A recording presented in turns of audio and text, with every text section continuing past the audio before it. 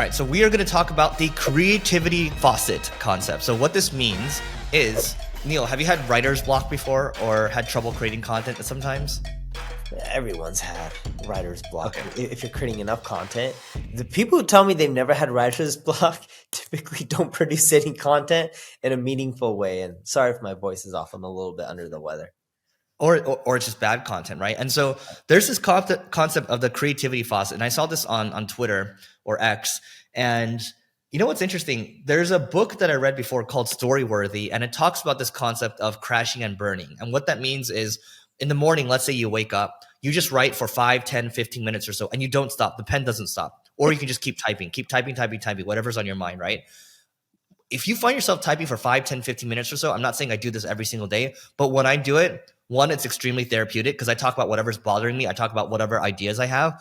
And then it starts to get it's like when you have a faucet, the faucet like is when you haven't used it for a couple weeks or so, it's clogged with a bunch of gunk. You want to just let it run for a while, right? Let the gunk come out. And then your mind's a lot clearer because you've articulated some of your thoughts. And then you're able to write much better content. Anytime I've done that in the last couple of weeks, the content's been a lot better. And sometimes when I don't even have time to create the content for the day, when I do the creativity faucet thing for 5, 10, 15 minutes, it's just I find myself being a lot clearer with what I'm writing and the engagement ends up being better. Dude, sometimes what I found is so I've never, knew about the creativity faucet until you ended up talking about it. But what's funny is the way I get my best ideas is through reading. If you just read stuff, not just in your industry, any industry, it just ends up giving you a lot of ideas. Like, I could apply that to my industry, and I haven't figured out a better way to get ideas other than reading. One way that's helped me come up with better creative ideas, and I jacked this concept from Alex Hermosi. We were texting the other day, and he's just like, I use Twitter to just put out content. I was like, all right. And then he's like, I test it. And then whatever works on Twitter, I put it everywhere. So I just end up putting a lot of stuff on Twitter, and then whatever's popping, now I just use it for all the other channels. It's quite easier because a lot of the other platforms, their algorithms hurt you if you're publishing too much content too quick, because even if some of your content was good or amazing, it just won't get as much reach because you're publishing too quick, too fast. But on the flip side, Twitter, just crank away, push stuff out, whatever's working, it'll end up giving you more ideas of what people like versus what they don't. And that model, I literally took it from his playbook. He told me it. Appreciate that, Alex.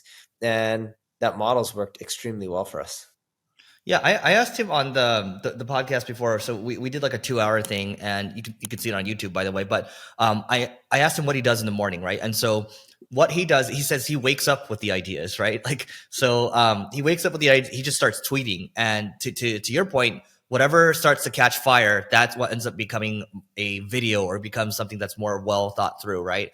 Now that both these concepts, whether it's using Twitter to do it or using like an Apple Notes or using like a notepad to do it, these are all forms of using the creativity faucet. But the main thing here is you got to get the gunk out of your mind. It's like saying, okay, like if you're going to go to the gym, like you're not going to just start lifting 225, like putting up 225. Like, no, you're going to warm up first. Like earlier this morning, I warmed up, like I used the bar first, right? 45 pounds. And then you start adding weight on. You can't do it all at once. You got to warm up.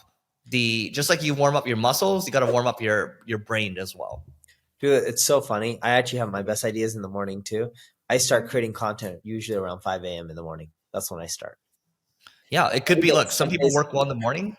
Go ahead. And every day, like literally 7 days a week. Yeah. You can make it a habit, right? The creativity faucet can be a habit. And you can just put it on your calendar, 5 a.m. in the morning or whatever time you wake up. Or you could say, hey, I'm more of an evening person. You could just put it in. Like what the other hack will give you here is don't put it on your to-do list. Put it on your calendar and make it a recurring thing. Because if it's on your calendar, you're going to take it seriously.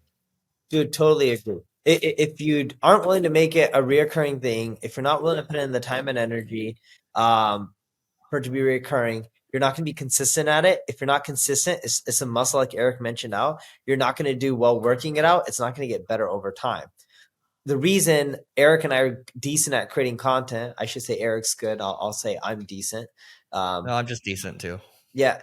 The reason being is we've been doing it so long, right? Compared to most people, and this may sound a little bit arrogant, we're probably rock stars, but in our eyes, we always believe we can get better and improve.